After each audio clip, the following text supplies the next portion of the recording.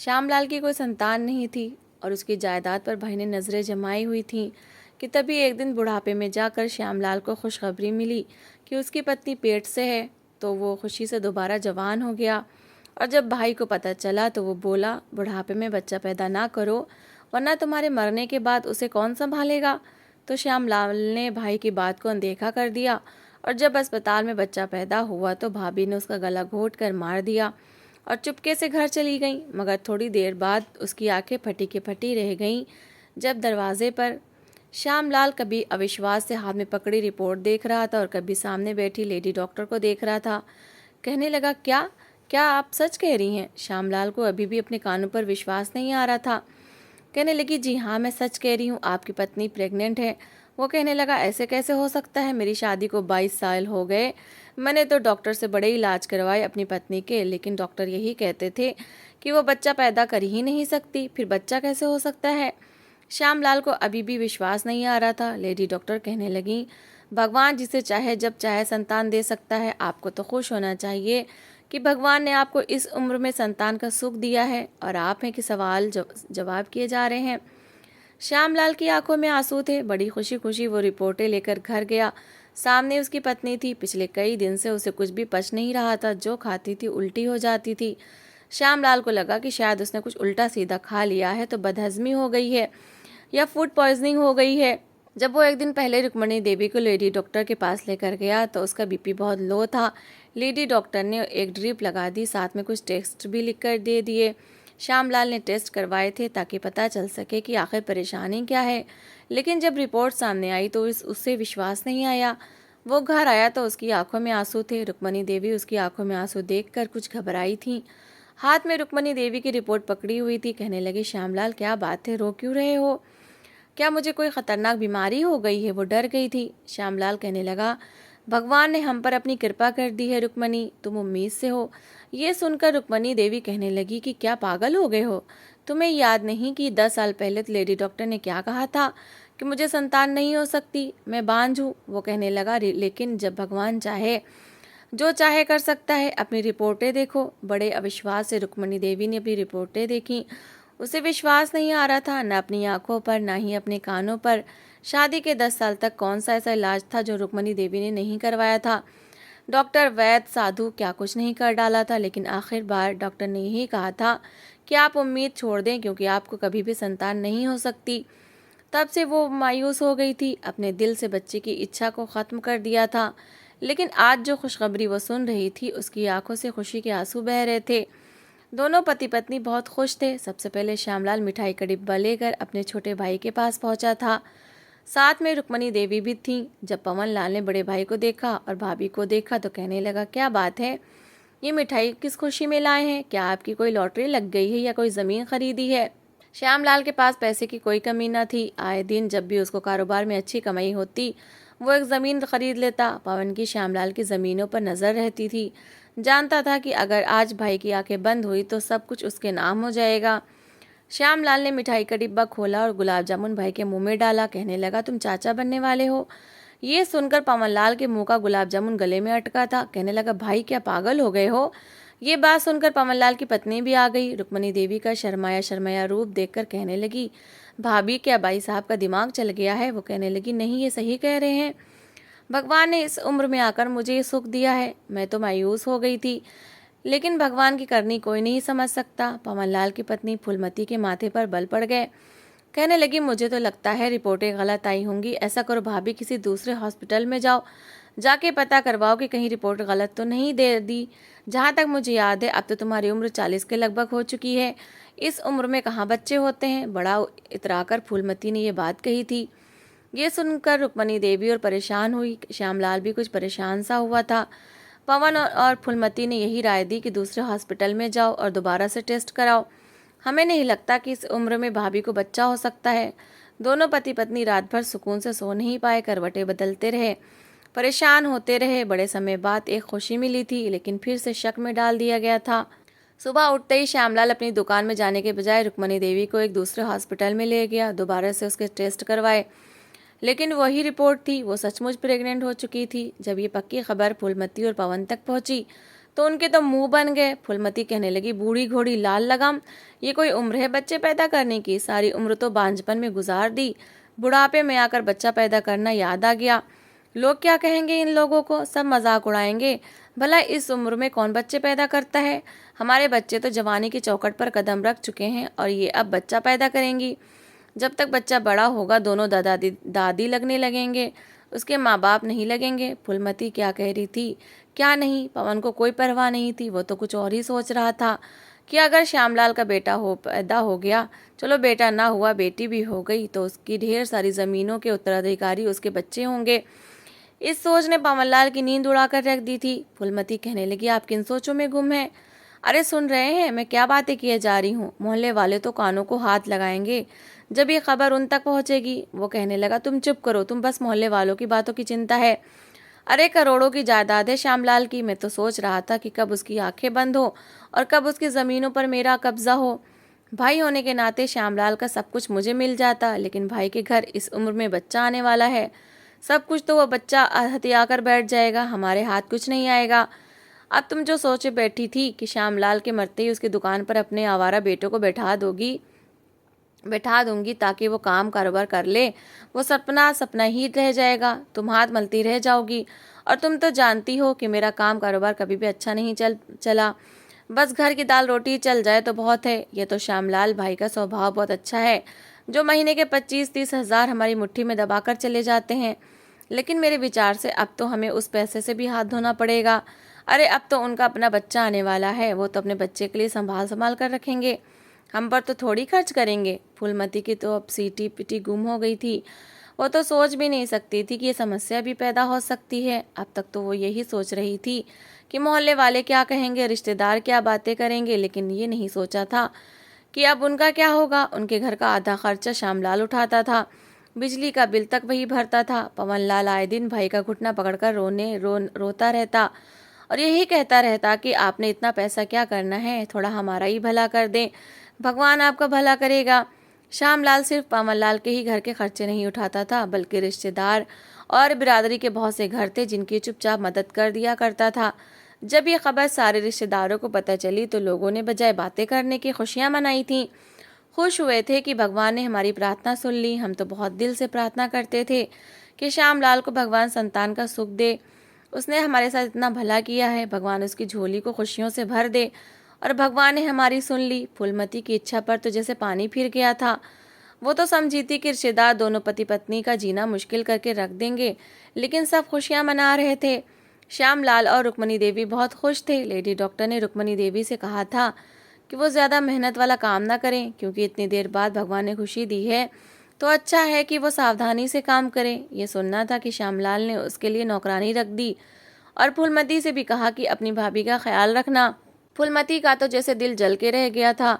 उसे विश्वास ही नहीं था कि इस उम्र में जिठानी बच्चे को जन्म भी दे सकती है। उसने श्यामलाल को तो कुछ नहीं कहा, लेकिन रात को पवनलाल से कहने लगी, मैं नहीं सेवा करने वाली उनकी पत्नी की। अरे मैं कोई नौकर हूँ क्या? इस उम्र में बच्चा पैदा कर रही हैं। बच्चा पैदा करना क्या आसान काम है? जवानी में तो इंसान सह जाता है, ये बुढ़ापे में क्या सह सकती हैं? फूलमती के दिल में एक और इच्छा जागी थी कि रुक्मणी देवी बच्चे को जन्म देते हुए मर जाएं। पवन कहने लगा, पागल, तुम अपने इतना अच्छा मौका गंवाने का सोच रही हो? अरे उसके घर जाओ, उसके घर जाओगी, वहाँ रहोगी तो उसका बच्चा गिराने में तुम्हें बहुत मदद मिलेगी। एक बार उसका बच्चा गिर गया तो समझो कि दोबारा कभी नहीं होगा, और फिर तो ये लोग और भी मायूस हो जाएंगे। तुम्हारे बच्चों का भविष्य इसी में है कि उसका बच्चा पैदा ना हो। पवनलाल के दिमाग में शैतानी योजनाएं उमड़ उमड़ कर निकल रही थीं। फूलमती ने जब गौर किया तो उसे पवन की बात इतनी भी बुरी नहीं लगी। वो तो पहले ही हर गलत काम में पवन का साथ देती थी। उसे बेईमानी पर उकसाने वाली ही फूलमती थी। कहती थी, ईमानदारी से रोटी कमाओगे तो बच्चों का पेट भी नहीं भर सकोगे, बेईमानी किया करो। पवन सब्जी बेचता था और अपने तराजू के नीचे उसने पत्थर बड़ी चालाकी से बांध रखा था। जब भी तौलता तो कम सब्जी तौल कर देता और पैसे भी सबसे ज़्यादा लेता। ऐसी बेईमानियां फूलमती ने ही उसे करने पर मजबूर किया था, लेकिन अब वो आदी हो चुका था। जब भी श्यामलाल को देखता तो ठंडी आहें भरता, क्योंकि उसका 2 मंजिला मकान था। एक मंजिल श्यामलाल ने किराए पर चढ़ा रखी थी, वो भी एक विधवा औरत को दी थी। उसे किराया भी ना के बराबर लेता था, और कभी कभी तो रुक्मणी देवी घर का राशन भी उस औरत को दे देती थी। वो औरत बहुत दुआएं देती थी। दोनों पति पत्नी दान करने से भी ना घबराते थे, ना कंजूसी करते थे। और दूसरी ओर फूलमती को 1 रुपया भी किसी को देना पड़ जाता तो उसे मौत आने लगती थी। कहती थी मेरे पति की इतनी कमाई नहीं है कि मैं दूसरों को देती फिरूं। उस बेवकूफ़ को शायद किसी ने ये नहीं बताया था कि दान पुण्य करने से कभी पैसा न घटता नहीं बल्कि बढ़ता है, इसलिए हाथ कभी रोकना नहीं चाहिए। अब फूलमती का यही काम था। अपनी बेटी को घर के कामकाज समझाकर दोपहर का खाना बनाकर वो चलती हुई रुक्मणी देवी के घर पहुंच जाती। फिर नौकरानी पर भी रौब जमाने लगती। ये तुमने क्या किचन का सत्यानाश किया है? अरे यूं नहीं करते, ऐसे करते हैं, अच्छे खासे काम को खराब कर देती हो। काम वाली जब रुक्मणी देवी के लिए खाना बनाने लगती तो ये कहने लगी, पीछे हटो, तुम्हें क्या पता क्या देना है, मैं बनाती हूँ खाना। जाना बनाने में वो सारा पनीर निकाल निकाल कर खा जाती, बस थोड़ा सा ही हांडी में छोड़ देती। रुक्मणी देवी ज़्यादातर बेड रेस्ट करती थीं। फलों की टोकरी, जूस के डिब्बे, सब कुछ श्यामलाल ने उसे लाकर दिया था। खुशी से तो अब उसका चेहरा दमकने लगा था। ज़्यादातर वो फल ही खाती थी, लेकिन जब खाने के लिए बर्तन खोलती तो देखती उसमें कुछ बचा ही नहीं है, लेकिन चुपचाप खा लेती। जब काम वाली से उसने पूछा तो वो कहने लगी, आपकी देवरानी सारा पनीर बीच में से खा जाती हैं। ऐसा करें मैम साहब, अपनी देवरानी को मत बुलाया करें, मैं आपका बहुत ख्याल रखूंगी। एक बार रुक्मणी देवी ने फूलमती को आने से मना कर दिया। वो कहने लगी, क्यों भाभी, ऐसा क्या हो गया, मैं क्यों ना आऊँ? अरे भाभी, तुम्हारा ख्याल कौन रखेगा? एक तो तुम इतनी उम्र में बच्चा पैदा कर रही हो, तुम्हें तो सावधानी की बहुत ज़्यादा ज़रूरत है। वो कहने लगी, फूलमती, तुम्हारे अपने घर में भी काम होते होंगे, ऐसा करो तुम अपने घर जाओ, और वैसे भी काम वाली है, वो मेरा सारा काम कर ही जाती है। फूलमती कहने लगी, मुझे सब पता है, एक नंबर की कामचोर है। उसी ने तुमसे मेरी शिकायत लगाई होगी ताकि मेरा रास्ता बंद करवा दे, ताकि मैं उसके कान न खींच सकूं। देखो भाभी, घर तुम्हारा है, मालकिन तुम हो, मैं क्या कह सकती हूँ, लेकिन मैं तो तुम्हारा भला ही चाहती हूँ। मैं नहीं चाहती कि ज़रा सी असावधानी हो और तुम्हारे बच्चे को कोई नुकसान हो जाए। बार बार वो हर बात पर रुक्मणी देवी को यही सुनाती रहती कि ये ना करो, बच्चे को नुकसान हो जाएगा, वो ना करो, बच्चे को नुकसान होगा। रुक्मणी देवी उसकी बातें सुन सुनकर कुछ दिमागी तनाव का शिकार होने लगी थी, हर बात पर डरती थी। एक बार तो फूलमती ने उसके दिल में ये शक डाल दिया कि ये काम वाली मुझे ठीक नहीं लगती है, मुझे तो लगता है जैसे ये तुम्हारे बच्चे को नुकसान पहुंचाना चाहती है। रुक्मणी देवी तो पहले ही डरी हुई थी, इसलिए उसने काम वाली को हटा दिया। वो रोती रही कि मैम साहब, मुझे क्यों नौकरी से निकाला है, लेकिन रुक्मणी देवी ने फूलमती की बात को ही सच समझा था। उसे लगा कि वो उसकी शुभ चिंतक है, लेकिन ये नहीं पता था कि वही उसकी सबसे बड़ी दुश्मन निकलेगी। रुक्मणी देवी ने बस उसी कामवाली को घर पर रखा था जो घर की साफ सफाई करके चली जाती थी। खाना फूलमती बनाने लगी थी और अब तो फूलमती को जैसे मौका मिल गया था। उसने रुक्मणी देवी के भोलेपन का गलत फायदा उठाया था और उसे शीशे में उतार चुकी थी। फिर पवन से कहने लगी, अब तो मैं खाना बनाती हूँ, देखो अगर तुम मुझे पुड़िया ला कर दे दो तो मैं उसके खाने में मिला दूंगी और उस पुड़िया से 100% बच्चा गिर जाता है। उसने एक पुड़िया का नाम बताया जो खास तौर पर उन औरतों को दी जाती थी जो बच्चा पैदा करना नहीं चाहती थी। पवन ने उसे वो पुड़िया ला कर दे दी। पहली बार जब फूलमती रुक्मणी देवी के खाने में वो पुड़िया डाल रही थी तो ठीक उसी समय रुक्मणी देवी किचन में आ गई। फूलमती तो बुरी तरह से घबरा गई थी। उसने दाल को चम्मच से फटाफट हिला दिया ताकि यह न पता चल सके कि उसने कुछ मिलाया है। रुक्मणी देवी की नज़र नहीं पड़ी थी, लेकिन उसका दिल सुबह से ही मतला रहा था। कहने लगी, फूलमती, आज मैं रोटी नहीं खाऊंगी, बस जूस पीऊंगी। फूलमती कहने लगी, अरे आप यहाँ क्यों आ गई, मैं कमरे में ही जूस दे देती। वो कहने लगी, कोई बात नहीं, लेटे लेटे मेरी कमर सुन हो गई है, थोड़ा सा चल फिर रही थी और वैसे भी डॉक्टर ने कहा है कि थोड़ा चल फिर लिया करो। ये कहते हुए उसने फिर गिलास में जूस निकाला और अपने कमरे में ले गई। फूलमती की पहली कोशिश असफल होकर रह गई थी, लेकिन उसके बाद रुक्मणी देवी ने कभी भी फूलमती के हाथ का बना हुआ खाना नहीं खाया। ये नहीं कि उसने उसे पुड़िया मिलाते देख लिया था, कारण ये था कि उसे लगता था कि खाना झूठा कर देती है, इसलिए इस सोच के कारण रुक्मणी देवी का जी मतलाने लगता था। उसे फूलमती का बनाया हुआ खाना वैसे भी पसंद नहीं आता था, इसलिए कभी दूध ले लेती तो कभी फल खा लेती। फूलमती की सारी पुड़ियाँ बर्बाद होकर रह गई थीं। उसे तो लगता था कि शायद रुक्मणी देवी उसका बनाया हुआ खाना खाती है, इसलिए आज उसके पेट में दर्द उठेगा, कल उठेगा, लेकिन ऐसा कुछ नहीं हुआ। जब वो बुरी तरह से मायूस हो गई तो उसने पवन से कहा कि ये मेरे बस की बात नहीं है। अरे तुम अपने भाई को समझाओ, अगर बच्चा पैदा हो गया और वो दोनों मर गए तो उसके बच्चे को कौन पालेगा? पवन कहने लगा, तुम ठीक कह रही हो, मैं आज ही भाई से बात करता हूँ। पवन मौका देखकर श्यामलाल की दुकान पर आकर बैठ गया। कहने लगा, भाई साहब, आपने बड़ा गलत फैसला किया है। अभी भी 3 महीने गुजरे हैं, ज़्यादा समय नहीं गुजरा। मैं तो कहता हूँ बच्चा गिरवा दें। ये बात उसने श्यामलाल के कान में बहुत धीमे से कही थी। श्यामलाल के माथे पर बल पड़े, कहने लगा, पवन ये क्या बकवास कर रहे हो, सोच समझ कर बात किया करो अपने भाई का तेवर देख कर। कहने लगा, अपनी उम्र तो देखिए आप, भला इस उम्र में बच्चे कौन पैदा करता है। सोचे अगर बच्चा पैदा करते हुए भाभी को कुछ हो गया तो क्या करेंगे, या फिर आपका कोई हादसा या कार एक्सीडेंट हो गया तो क्या करेंगे। आपके बच्चे को कौन पालेगा, उसे कौन संभालेगा। श्यामलाल कहने लगा, जिस भगवान ने इस उम्र में मुझे बाप बनने का सुख दिया है वो ही इस बच्चे की भी रक्षा करेगा और मेरी भी। तुम्हें ज़्यादा परेशान होने की ज़रूरत नहीं है और आज के बाद कभी भी ये मत कहना कि मेरा बच्चा गिर जाए। कुछ नहीं होगा मेरे बच्चे को, भगवान मेरे बच्चे की देखभाल करेगा, उसकी रक्षा करेगा। अब तो ना पवनलाल के पास कोई बाकी बची थी, ना ही फूलमती के पास। अंत में फूलमती को पवन ने जो काम कहा पहले वो डर गई। कहने लगी, ना पवन, मैं आज से पहले ऐसा कोई काम नहीं किया, मैं ये नहीं कर सकती। वो कहने लगा, तो फिर सोच लो, भाई की हर चीज़ का उत्तराधिकारी उसका बेटा बनकर आ बैठेगा।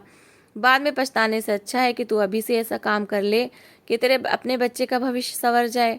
अरे बच्ची जवान हो रही है और मेरे पास इतने पैसे नहीं हैं कि मैं उसे दहेज देकर उसकी शादी कर सकूं। और जानती हो ना, बिना दहेज के कैसे रिश्ते आते हैं। तेरे बच्चों का भविष्य तेरे हाथ में है। अगर तू ये काम कर देगी तो तेरी दोनों बच्चों की ज़िंदगी संवर जाएगी। क्योंकि अगर श्यामलाल को ये पता चला कि उसका बच्चा मर गया है तो ये सुनते ही वैसे भी वो मर जाएगा और रुक्मिणी देवी तो बचेगी ही नहीं और हमारा रास्ता बिल्कुल साफ हो जाएगा।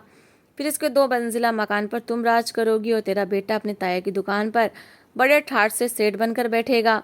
पवन की बातें सुनकर फूलमती अपने माथे पर आने वाला पसीना पोंछ रही थी, लेकिन दिल में यही इच्छा थी कि श्यामलाल, रुक्मिणी देवी और उनके बच्चे की कहानी खत्म हो जाए ताकि वो अपनी जिंदगी ऐश और आराम से गुजारें। जेठ की गाड़ी, जेठ का बंगला, जेठ की दुकानें, जब वो देखती तो मुंह में पानी भर आता था। कब से आस लगाए बैठी थी कि कब श्यामलाल चिता पर पहुंचे और उसकी चीज़ों पर उसके बच्चे मालिक बनकर बैठ जाएं। ना बेटी किसी काम की थी, ना बेटा। बेटे की उम्र 21 साल की हो गई थी, लेकिन मजाल है कि किसी काम को हाथ लगाता हो। ना पढ़ाई में रुचि लेता था, ना किसी काम कारोबार में। बस दिमाग में यही बैठा था कि ताया मरेगा तो उसकी बनी बनाई दुकान उसे मिल जाएगी।